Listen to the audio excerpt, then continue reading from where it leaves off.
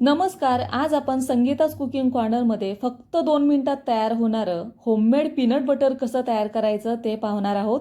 कोणताही केमिकल, कसलाही प्रिझर्वेटिव्हचा वापर न करता घरच्याच साहित्यात हे पीनट बटर तुम्ही काही वेळातच तयार करू शकता. बाहेरून महागाचं विकत आणण्यापेक्षा घरच्या घरी कमी साहित्यात आणि कमी खर्चात हे तयार होतं. चला तर मग अजिबात वेळ न घालवता रेसिपीला पटकन सुरुवात करूया. पीनट बटर तयार करण्यासाठी इथं 1 वाटीभर मी हे शेंगदाणे वापरलेले आहेत. आता हे शेंगदाणे तुम्ही बघू शकता, थोडेसे लालसर गडद रंगावरती आहेत, थोडेसे लांबट आहेत.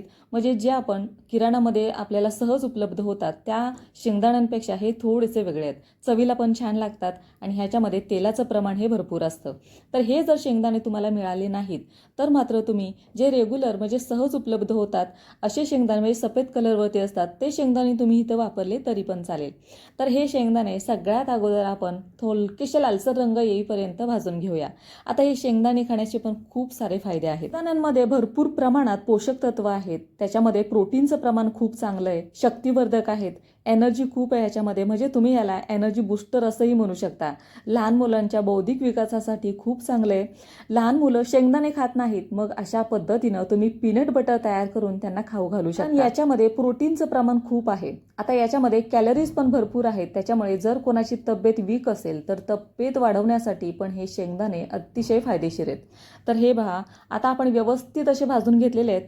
आता एक थंड झाल्यानंतर फडक्याच्या साह्याने ह्याच्यावरची सगळी सालं काढून घ्यायची आणि व्यवस्थित साफ करून तुम्ही बघू शकता ह्या रंगावरती आपण हे शेंगदाणे आहेत ते भाजून घेतलेले आहेत. जास्त कच्चे पण ठेवायचे नाहीत, हलकासा लालसर म्हणजे थोडेसे ब्राऊन होईपर्यंत भाजायचे. म्हणजे जे आपण पीनट बटर तयार करतोय त्याला मस्त असा थोडासा ब्राऊन कलरवरती आपलं पीनट बटर आहे ते तयार होईल, जसं मार्केटमध्ये मिळतं ना अगदी त्या पद्धतीने. मगाशी शेंगदाणे भाजत असताना त्याचं प्रमाण खूप होतं, पण आता भरपूर कमी झालेले आहेत कारण 2 मुलं घरात आहेत. त्याच्यामुळं तुम्ही समजू शकता शेंगदाणे कुठे गेले.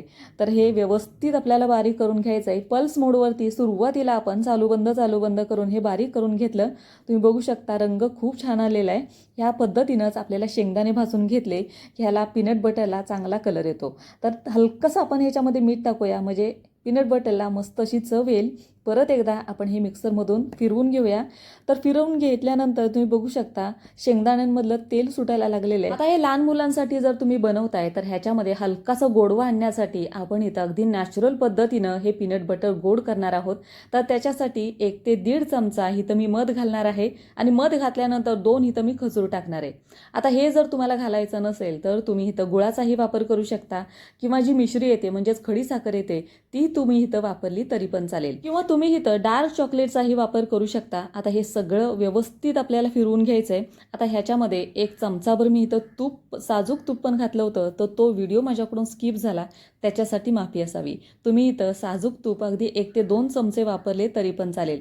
ज्या वेळेला आपण बाहेरून पीनट बटर आणतो त्यावेळेला त्याच्यामध्ये पण ऑइलचं प्रमाण असतं, पण ते ऑइल कोणत्या क्वालिटीचं वापरतात ते आपल्याला माहीत नसतं. पण अशा पद्धतीनं एकदम नॅचरल पद्धतीनं घरच्या घरी हेल्दी पीनट बटर तुम्ही काही वेळातच तयार करू शकता. तर हे पहा, अगदी 1 ते 2 वेळा मी फिरवून घेतलं आणि मस्त क्रीमी टेक्स्चर ह्याला आलेलं आहे. या पद्धतीनं परत एकदा मी फिरवून घेतलं आणि बऱ्यापैकी हे छान असं क्रीमी झालेलं आहे. तर होममेड पीनट बटर बनवणं अतिशय सोपं आहे, बनवायला पण सोपं आहे. त्याच्यामध्ये जे साहित्य लागतं ते पण अगदी कमी साहित्यात आपण तयार करू शकतो. नॅचरल पद्धतीनं हे आपण गोडसर ह्याला बनवू शकतो. म्हणजे तुम्ही ह्याच्यामध्ये खजूर, मध किंवा आवडीनुसार तुम्ही ह्याच्यामध्ये खडीसाखर घालू शकता. अशा पद्धतीनं अगदी हेल्दी पीनट बटर घरच्या घरी कमी साहित्यात आणि कमी खर्चात तुम्ही तयार करू शकता.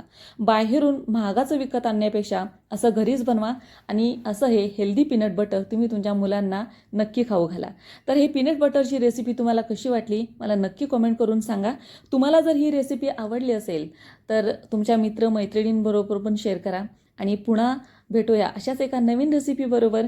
तोपर्यंत खात राहा, मस्त राहा आणि या पद्धतीनं पीनट बटर तुम्ही घरच्या घरी बनवून नक्की खा आणि कसं झालं ते मला कमेंट करून नक्की सांगा. चला तर मग पुन्हा भेटूया अशाच एका नवीन व्हिडिओबरोबर. तोपर्यंत खात राहा, मस्त राहा.